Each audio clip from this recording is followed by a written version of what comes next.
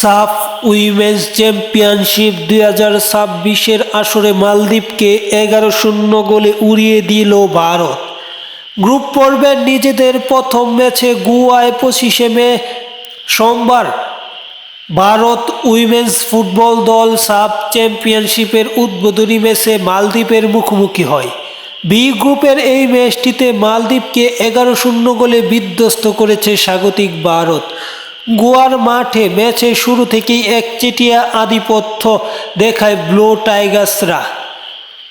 ভারতের মিডফিল্ডার আবেকা সিং একাই করে 4টি গোল এবং 4টি গোল করে তিনি ম্যাচ সেরার পুরস্কারটি নিজের করে নেন। অন্যদিকে প্রিয়াঙ্কা দেবী ও কারিশমা তারা 2টি করে গোল করেন। এই বিশাল জয়ের পর 3 পয়েন্ট নিয়ে 11 গোলের ডিফারেন্স নিয়ে বি গ্রুপের শীর্ষে অবস্থান করছে ভারত।